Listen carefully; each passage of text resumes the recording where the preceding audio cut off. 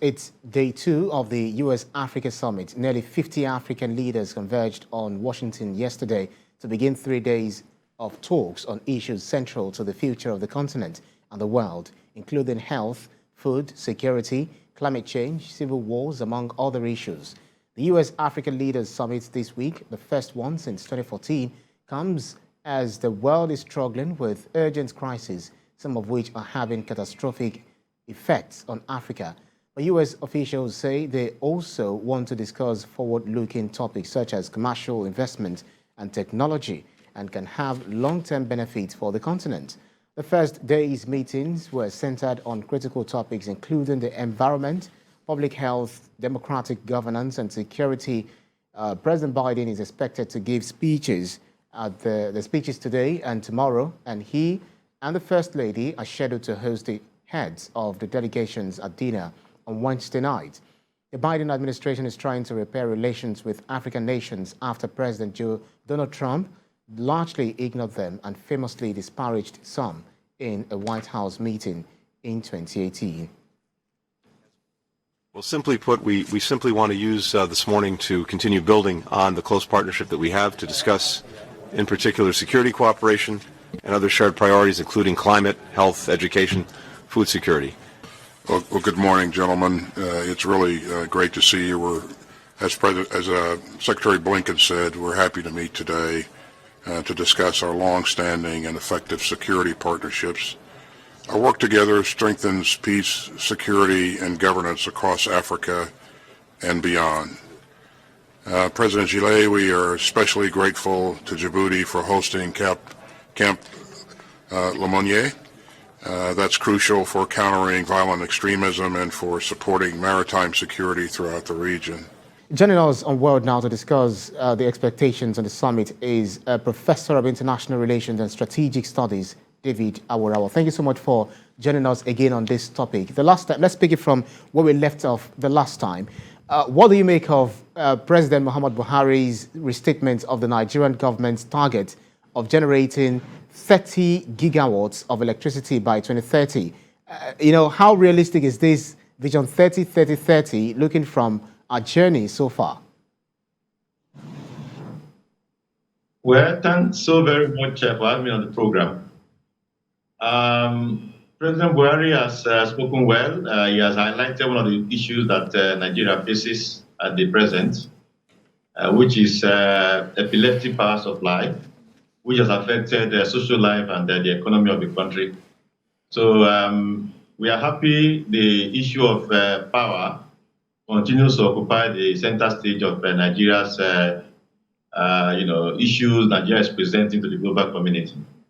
But of course, we know that that figure, 30 gigawatt, is a huge one. What I can only say is that it's something about aspiration, what we aspire to. If we get anywhere close to that, we'll be grateful, but of course, we know there is a tall order. But the fact that the important thing is that the power crisis in Nigeria continues to be highlighted at on the international stage. Nigeria seeking assistance and partnership to be able to address this huge issue, which has affected social life and the country's economic development negatively.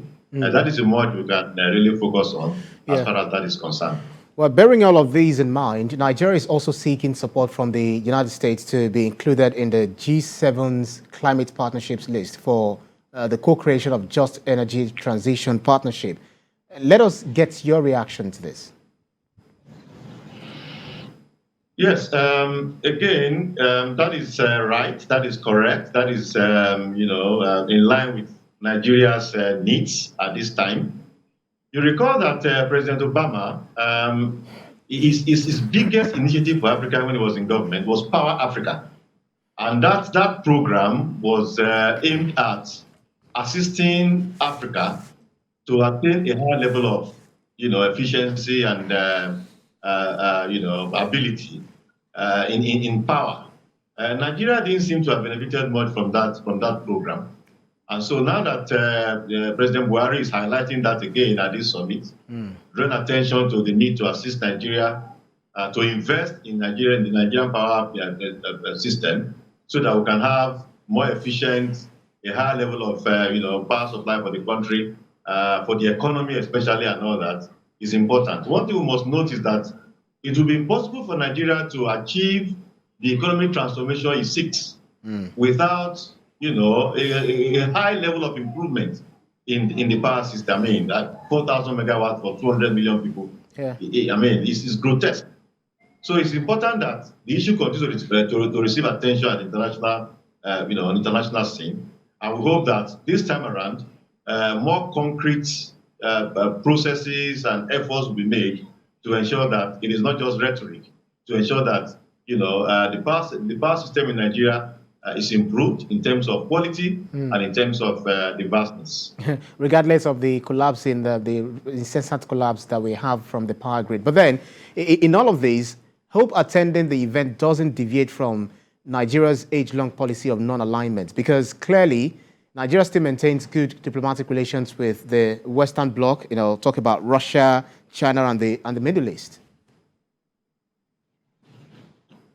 Well, Africa, the majority of African states, have non-alignment as a major foreign policy objective, and Nigeria is a major leader in this. But you recall that